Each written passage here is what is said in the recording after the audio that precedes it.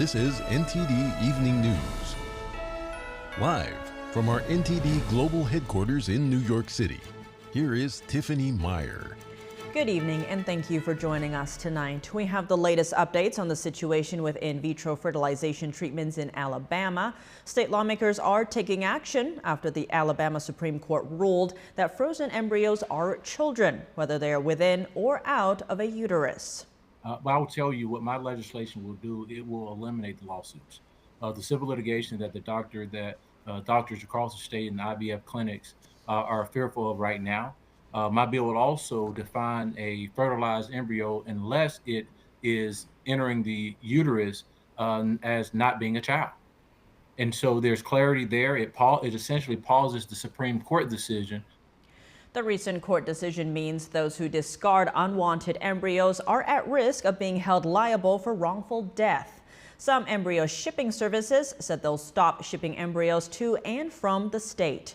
At least 3 Alabama clinics have paused certain IVF treatment programs for fear of legal risks. Today, Alabama's Attorney General said there's no intention to use the court decision to prosecute IVF families or providers. Former President Trump also weighing in. He posted on Truth Social saying, "I strongly support the availability of IVF." Trump is calling on Alabama lawmakers to quickly find a way to preserve the treatment. In Georgia, former President Trump's legal team submitted a report today that appears to contradict testimonies from Fulton County District Attorney Fani Willis and her special prosecutor Nathan Wade. Our legal correspondent Arlene Richards has that story and more of the latest on the Trump trials. Special Prosecutor Nathan Wade allegedly visited Fulton County District Attorney Fani Willis at her condo at least 35 times before she hired him to work on former President Donald Trump's criminal case. That's according to an investigative report filed by Trump's attorneys on Friday. The report, prepared by a criminal defense investigator, provides a detailed analysis of Wade's voice calls and text messages from January 1st to November 30, 2021. Wade testified that he visited Willis about 10 times for professional reasons. So if phone records were to reflect that you were making phone calls from the same location as the condo before November 1st of 2021, and it was on multiple occasions, the phone records would be wrong? If phone records reflected that, yes, sir. They'd be wrong. They'd be wrong. The new report raises questions about whether or not Wade's testimony is true. Defense attorneys allege that the prosecutors began seeing each other romantically before November 1st, 2021, when Willis hired Wade to serve as special counsel. The defense needs to show a relationship existed before Wade was hired in order to prove there is a conflict of interest. Willis and Wade both testified that their relationship began in 2022. Willis's former friend, Robin Yurdy, said their relationship began in 2019. Wade's former business partner and divorce attorney knows when the relationship began, but he's claiming attorney-client privilege. Judge Scott McAfee will meet privately with Bradley on Monday to sort out his testimony, unless he grants Wade's request to block the meeting. And finally, on Friday, March 1st, attorneys will make their closing arguments. Judge McAfee will later make a final ruling on whether the 2 prosecutors should be disqualified from the Georgia election case. In Florida, Trump's attorneys are asking a federal judge to dismiss the classified documents case for several reasons, including that special counsel Jack Smith lacks authority to prosecute. They're asking Judge Eileen Cannon to remove 15 boxes of documents from the case on account of prosecutorial misconduct. Trump is also claiming presidential immunity.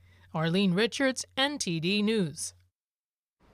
Israeli Prime Minister Benjamin Netanyahu unveiling his first post-war agenda for the Gaza Strip.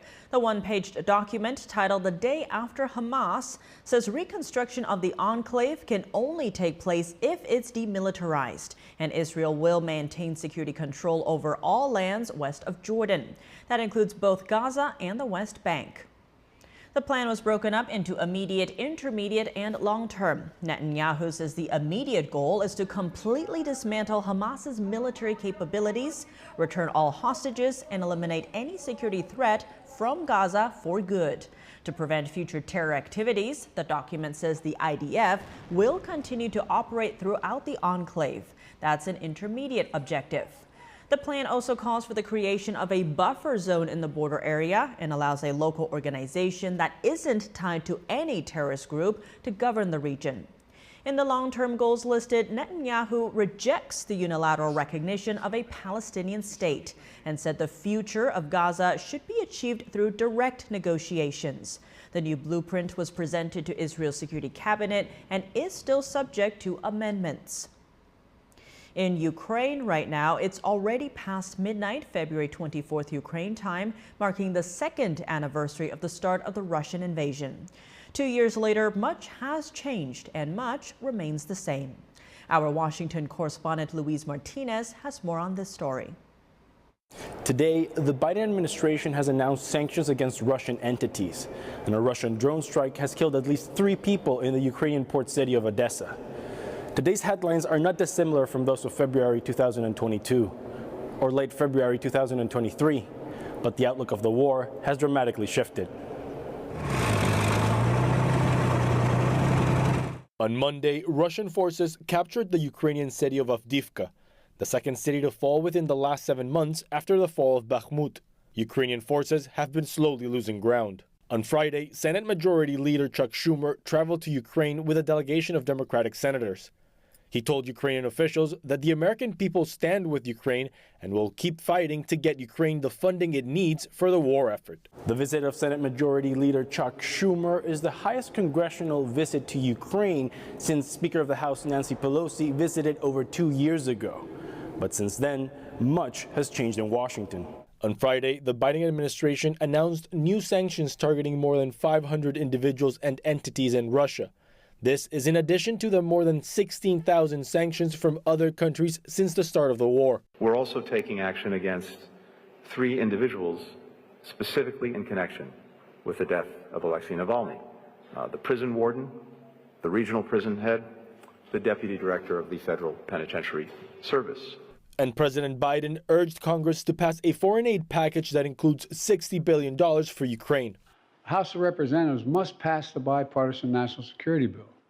The bill provides urgent funding for Ukraine, and it passed overwhelmingly in the Senate. Despite 2 years of sanctions against Russia and more than $75 billion in aid to Ukraine, the conflict continues. Reporting from Washington, D.C., Luis Eduardo Martinez, NTD News. Residents in Ukraine scrambled for their lives after Russia bombarded the country overnight with attack drones. This comes as Russia made its largest gain in the war in 9 months. NTD's Jason Perry has the update on the war in Ukraine. On Friday, emergency crews in Dnipro, Ukraine responded to the aftermath of a Russian airstrike on this building. 8 people were injured in the attack, according to the regional military administration. A local official said the building was hit by attack drones. 2 apartments on the 9th floor were destroyed, 1 on the 8th floor, and partially on the 7th floor. There are people under the rubble, 1 or 2. The search operation is underway. Also on Friday, Ukrainian firefighters helped put out a fire in Odessa after Russian attack drones hit a commercial area. According to the regional governor, the strike killed 3 people. Ukraine's military said Russia launched 31 drones at Ukraine overnight, and Ukraine's air defenses destroyed 23 of them. However, these Ukrainian soldiers on the battlefield said they can see the Russian targets, but they can't hit them. We often look at the video feeds of our drone pilots. They show us pictures from the front lines. A lot of Russians try to attack our positions. If we had more ammunition, we could stop them. But since we lack ammunition, we have nothing to work with. This comes as U.S. military aid to Ukraine has dried up in the past few months. And just a week ago, Ukraine withdrew its forces from Avdiivka, a strategic city in eastern Ukraine. And soon after, Russia reported taking over the city and what was Russia's largest gain in the war in 9 months, giving Russia more control of the Donbas region in eastern Ukraine. Russia says they are now clearing the area in Avdiivka and apparently finding arms and ammunition the Ukrainians left behind. The rate at which Ukraine can fire artillery is now dropping significantly against their Russian adversaries. Now they are maybe 5 to 7 to even 10 times reduced compared to the Russians, so the Russians can outgun them. And simply the way that this war is going at the moment, the Russians just bludgeon through. They will throw people at it, they will shell the hell out of everything, they're taking massive losses, but they don't care.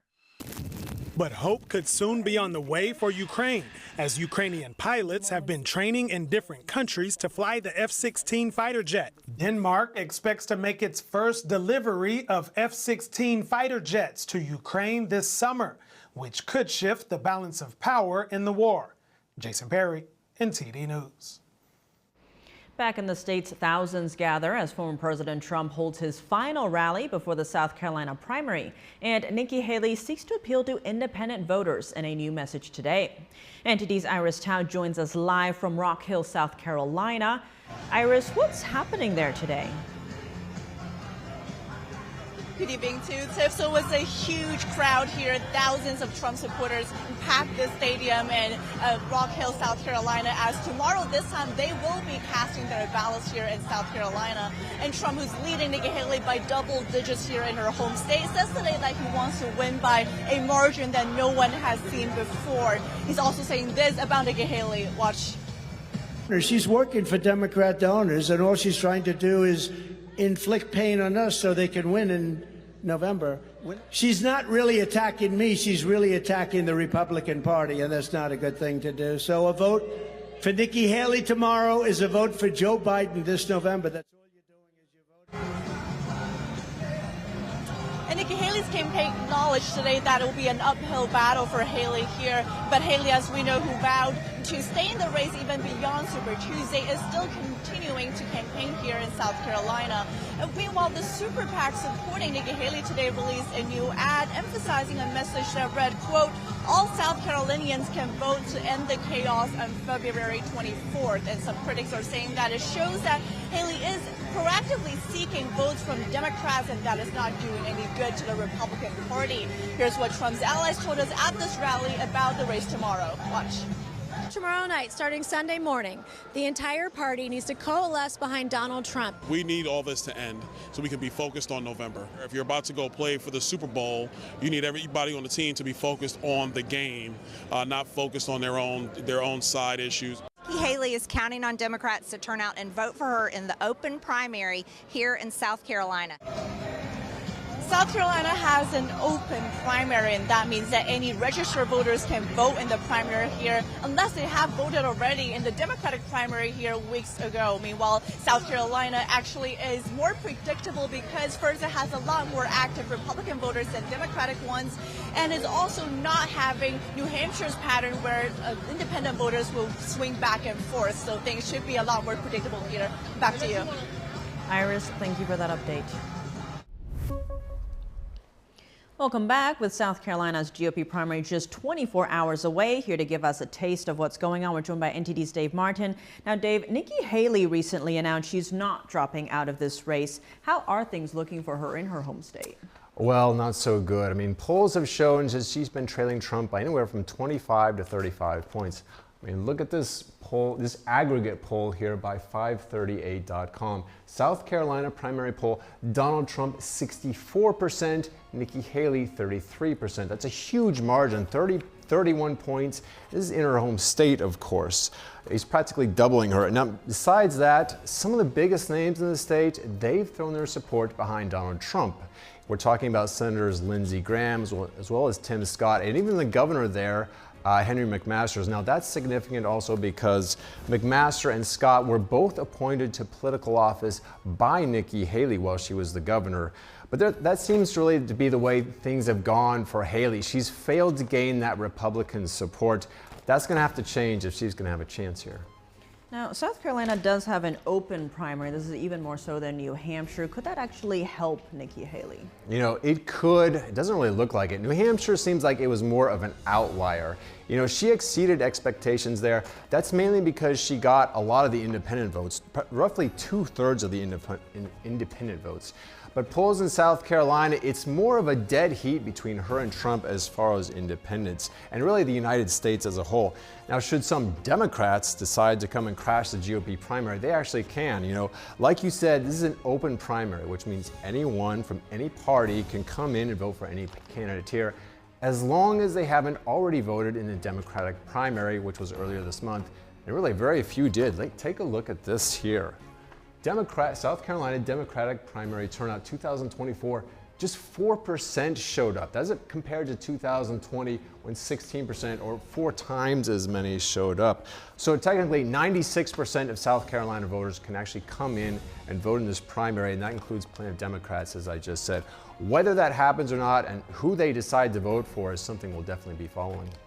Well, 4%, that seems quite low. What are some possible explanations for that number? You know, for one thing, you've got a sitting president, Joe Biden. He really doesn't have any known competition in the Democratic race right now. I mean, you had RFK Jr., but he's now declared as an independent. But it's also maybe a sign that Biden really hasn't energized his base. I mean, he trails Trump in most national polls. Meanwhile, surveys have shown that Trump supporters have a lot more voter enthusiasm for him than Biden's do, which means they really want to get out and vote. Now, another thing to mention is that the GOP early voting in this primary started last week. As of Tuesday, already 129,000 votes had been cast. That's compared to 132,000 in total were cast for this Democratic primary. And we haven't got to Saturday yet where the majority of the votes are going to be cast. So I think that shows that there's really a lot of interest in this race already. Well, Dave, with the Data Hub, thank you so much for breaking that down. Thanks for having me, Tiff. And for more discussion on tomorrow's primary, we have Democratic strategist Robin Biro. He was a regional campaign director for President Barack Obama. Robin Biro, thank you so much for joining us. Great to have you back on the show. Always a pleasure. Thank you.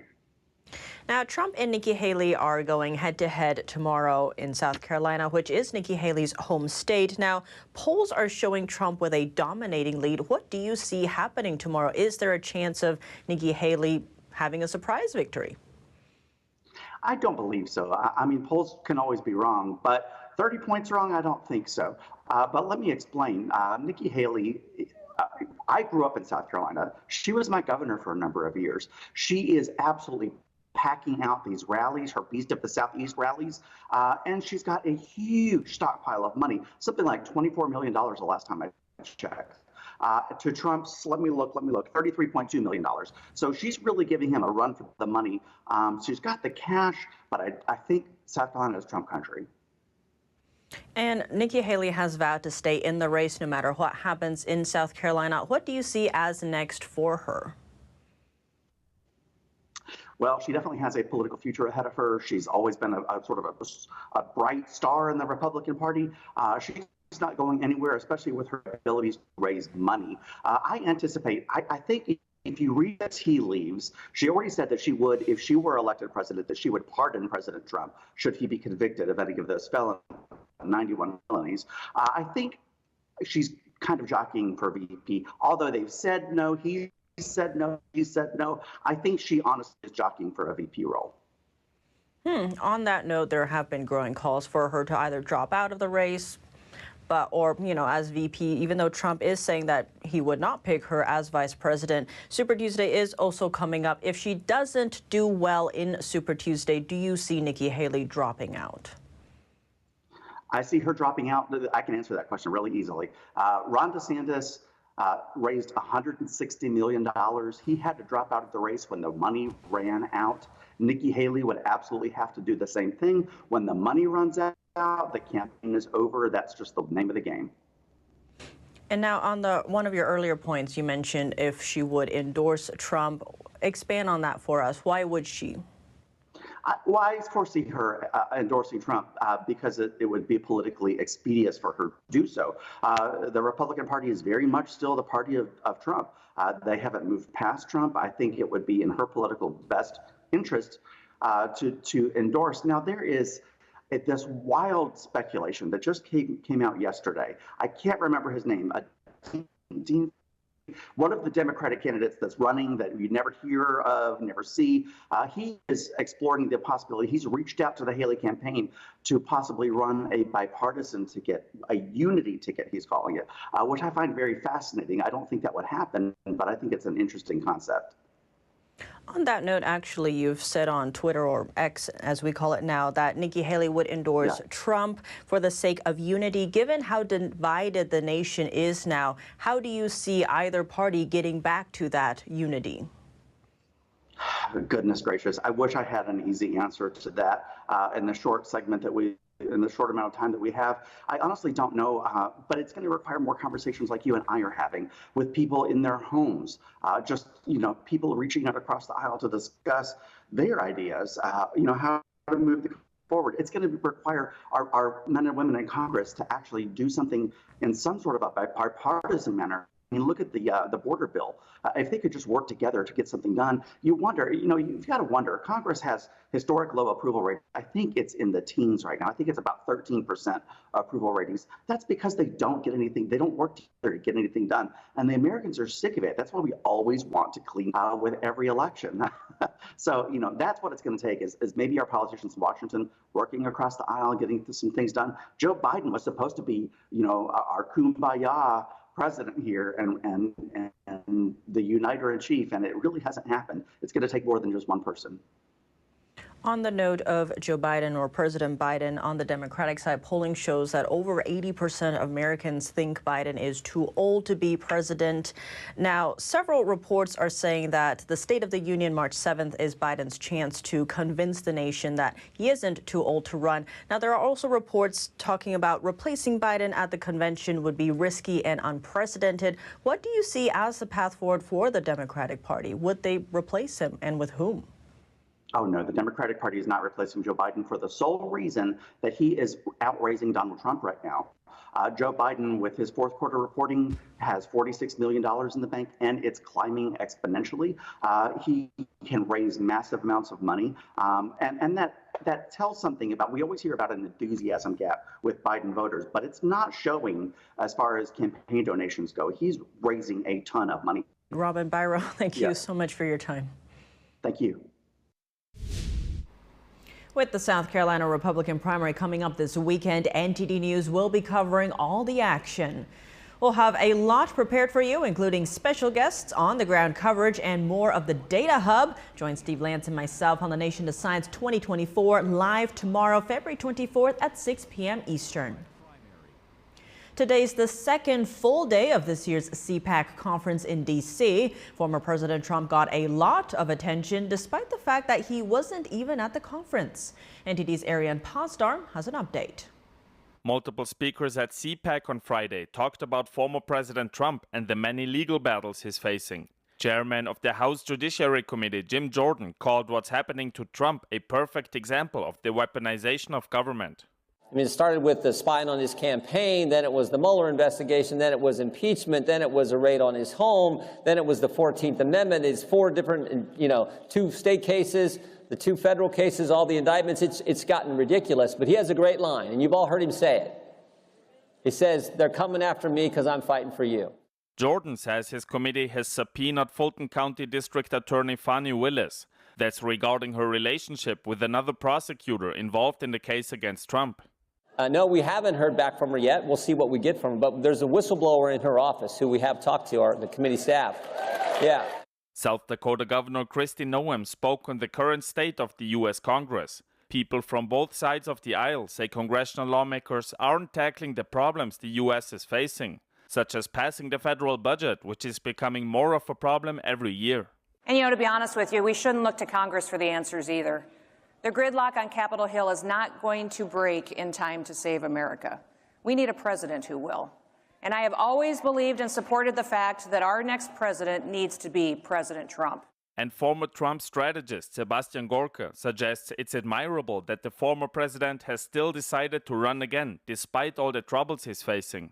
He could just go away, get back to his businesses, live a peaceful life, play golf for the rest of his existence.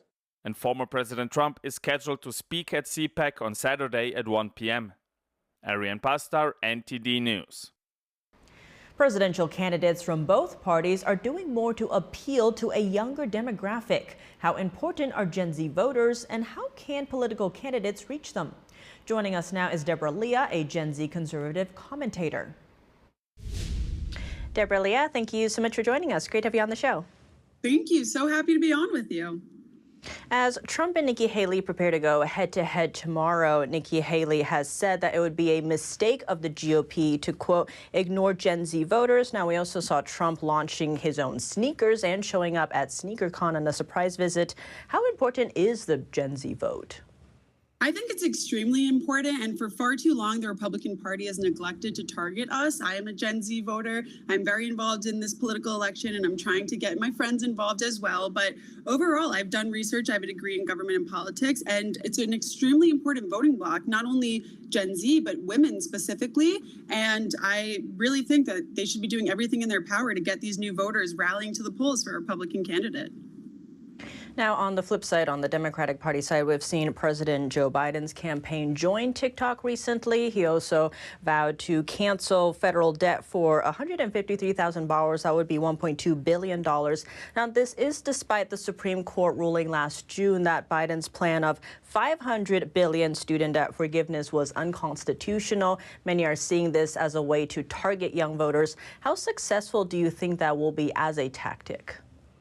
I really do hope that people see through this and know that their votes can't be bought. But unfortunately, I've also seen the reverse. A lot of people who never loved Trump flocking to his support because of the stimulus checks, people who know nothing about politics, but all they care about is the money in their pocket. But I really think it is unconstitutional. And at this point, the Biden campaign is just throwing anything at the wall, hoping it'll stick. And I really pray that Americans do not make the same mistake they did 4 years ago. Now, you mentioned how the Gen Z voting bloc is also made up of a lot of women. Now, traditionally, the Republican Party has been known as not targeting women very well. What needs to be done so that they do mobilize that unit?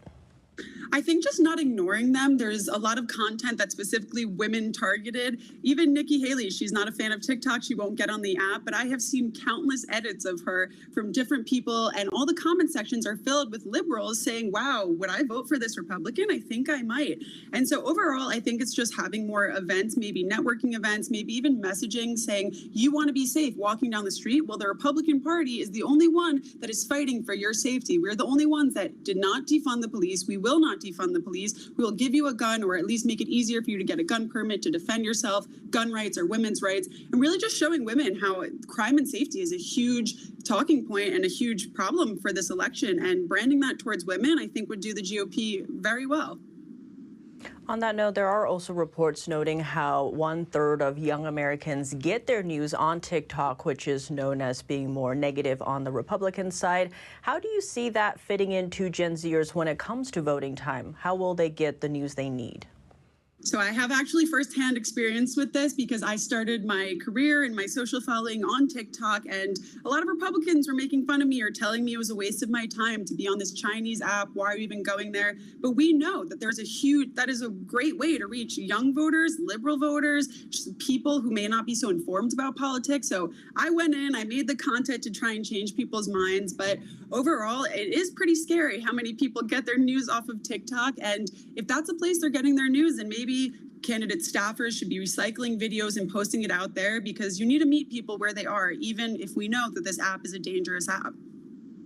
On that note, when it comes to Gen Z voters, they've only seen 3 main presidential candidates, Hillary Clinton, Donald Trump, and Joe Biden, that they could vote for. Now, Axios was saying many are choosing not to vote as they want a candidate that's more in line or in tune with their own interests. What do you think needs to be done to really get the younger bloc to come out and vote? I think the messaging that Nikki Haley has worked towards, Donald Trump has done a phenomenal job with this, but just the branding of you want a future, you want to be able to buy a house, you want to be able to protect your family, have a family, be involved in your children's education. Although this may not be the forefront of your issues right now, if we keep going on the path that we're going on, you won't even be able to pull us back out of these holes that we're digging for ourselves, and our future is going to be taken away. I'm 23 years old. It's already extremely difficult. Rent, getting a job that pays the same to match living costs right now. So overall, and I'm very fortunate, so I can't even imagine how many people are struggling right now. So just reminding people, your future is important. We care about your future. Vote with us, and we will protect and fight for your future. Deborah Leah, thank you so much for your time. Thank you so much for having me. We have some breaking news. The verdict is in for former longtime CEO of the National Rifle Association, Wayne LaPierre. A jury in New York decided moments ago that he is liable for corruption. The jury found that LaPierre mismanaged and misspent charitable funds from 2014 to 2022 when he was leader of the NRA, and that cost the gun rights group $5.4 million. The jury ordered LaPierre to pay the NRA $4.3 million in damages. New York Attorney General Letitia James brought the case. LaPierre already stepped down. The judge will decide whether to permanently bar him from leading the NRA in an upcoming bench trial. The ex-account of a former Los Angeles County sheriff who's running for local office has now been suspended. The reason is unclear, but he's putting the blame on his opponent. Former Los Angeles County Sheriff Alex Villanueva has been suspended from social media X. He is running to be on the county's Board of Supervisors. On February 19th, he created another X account and posted a video claiming his opponent, Supervisor Janice Hahn, is behind it. This is straight dirty politics 101.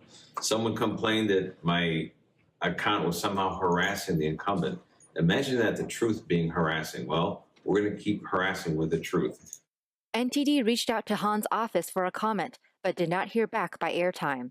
In a separate post later that day, Villanueva retweeted a post from Elon Musk's definition of content moderation. Villanueva says he agrees with him, but questions why his account is suspended. The reason for the suspension is still unclear. Villanueva had always been at odds with the LA County Board of Supervisors. In 2020, the board sought ways to remove Villanueva over allegations of deputy gangs. Villanueva was later put on a, quote, do not rehire list after the sheriff's department categorized him as such, and voters were discouraged from choosing him in the upcoming election. However, he eventually conceded to Robert Luna in the 2022 election for sheriff. Welcome back. I'm Tiffany Meyer. Columbia University, the latest Ivy League institution to come under fire for alleged anti-Semitism on campus since the start of the Israel-Hamas war. One Jewish graduate student is suing the school, saying she was forced out of an academic program after she requested religious and safety accommodations. NTD's Jack Bradley spoke with Brooke Goldstein, director of the Lawfare project, the firm bringing the lawsuit. So we are very proud to represent a very brave Jewish student named Mackenzie Forrest in her groundbreaking civil rights lawsuit against Columbia University, which has become an unlawful and horrifically hostile environment on that campus for Jewish students. Especially after October the 7th, Columbia University has seen pro-Hamas protests run rampant throughout the school, even blocking access to some classrooms. The free speech rights of Jewish students are violated at Columbia University. The Jewish students are being physically assaulted, not just verbally, but physically assaulted. One student had his hand broken, and it's intolerable. So we are representing this student because she herself was also victimized by anti-Semitism. And what is so remarkable about this case is that when the school admitted that the campus was not safe for our client, they still refused her the ability to take her classes on Zoom, when taking classes on Zoom, especially after COVID, is something that's routinely accommodated. So we are representing her in this civil rights lawsuit against Columbia University, as well as other lawsuits we have, because I believe firmly that impact litigation, civil rights litigation, is the only way that the Jewish community is going to receive equal protection in this country. We are the oldest, most persecuted minority community in human history, and we are in the age of minority rights movement. So the time is now for our civil rights to be upheld. You know, in Harvard, we're seeing similar lawsuits. The president just stepped down after allegations that they weren't doing enough to address the anti-Semitism on campus there. Why is it happening on college campuses? Because what we're witnessing is the greatest subversive influence campaign that has ever taken place, that is being funded by foreign countries such as Qatar, which is the second largest state sponsor of terrorism. They are the primary sponsor, along with Iran, of the Hamas terrorist group. Spent billions and billions of dollars over the last 10 years that we know of, funding DEI departments, diversity, equity, inclusion, behind critical race theory, behind Middle Eastern studies departments, and infecting the schools not just with anti-Israel rhetoric and ideas, but anti-American and anti-democratic ideas. And they want to destroy this country, and they're doing it from within. And unless there is a major course corrector, and that happens soon, unfortunately, 5 years from now, this country is going to look very, very different. So I urge everybody who is watching this program to take this issue seriously. If you have a student on a college campus, it doesn't even have to be an Ivy League school, pay close attention to what they are being taught. Thank you very much for your insight here. Brooke Goldstein, founder of the Lawfare Project. Thank you very much. And on the heels of that lawsuit this week, 5 more Jewish students and 2 organizations have taken legal action against Columbia and its affiliate Barnard College. The group alleges severe and pervasive anti-Semitism on campus and say the schools aren't doing enough to address the rising hate targeting Jews. Nearing the 2nd anniversary of Russia's invasion of Ukraine, we heard the story of Ukrainian tech entrepreneur Vladimir Panchenko, who escaped right before the initial attack. He has a message for the American people. NTD's Virginia Gibson has more. Ukrainian tech entrepreneur Vladimir Panchenko relocated all the employees at his firm, D-Market, right before Putin's invasion. D-Market, a marketplace for trading virtual goods. 100 people were working there at the time. I offered to all of them and their immediate families and relatives, and even we took a couple of dogs and cats as well, just to move away from the front lines for months. And if nothing happens, then we just spend a month somewhere like in a neighboring country. But if it does, which proved to be true, we probably saved some lives. D-Market's employees are now in multiple countries. Panchenko himself came to the U.S., where he did everything he could to help Ukraine, such as donating money. He watched as many of his friends fought on the front lines, many of them dying in the process. Panchenko hoped the war wouldn't last this long, but having a master's degree in history, he knew it was likely. It takes time to fight the evil. Sometimes it takes time to defend and to safeguard your people, but it has to be done. And I'm grateful for all the support that America has sent, and I'm grateful for all of the support Americans are doing for the Ukraine. So that's what I would like to say. Thank you. Panchenko now lives in California with his wife and 1-year-old son, Lucas, born in January last year. Panchenko continues donating money and following the news, and he's now working on a secret AI venture he believes could help his native land. Virginia Gibson, NTD News. Today, fire investigators are trying to figure out the exact cause of a deadly apartment building fire. Flames tore through the structure in eastern Spain yesterday, killing 11 with dozens of people missing. Lauren Anthony has the latest. The blaze spread rapidly, in part due to strong winds that whipped up the flames. But one insurance expert said a contributor might also have been the use of a plastic material on the building's facade. Visiting the scene on Friday, Prime Minister Pedro Sanchez said residents had lost everything in a matter of minutes. Emergency services said the fire started on Thursday evening on the 4th floor of the block in an affluent neighborhood of Spain's 3rd largest city. Witnesses said the fire took just half an hour to engulf the building in El Campanar. Panicked residents rushed to balconies to plead for help as burning embers fell to the sidewalk below. The building, comprised of 2 towers linked by what its developers described as a panoramic lift, had several dozen flats. Officials say it was completed in 2008. A 2007 promotional video by the building's developer highlighted the innovative material used to clad the building's exterior, which passed rigorous quality checks. A deadly fire in West London's Grenfell Tower apartment block in 2017 killed an estimated 80 people. The blaze there was caused by an electrical fault, but its rapid spread was blamed on the use of highly flammable external cladding. And that's all for today's news. Thanks for tuning in. I'm Tiffany Meyer. Good night.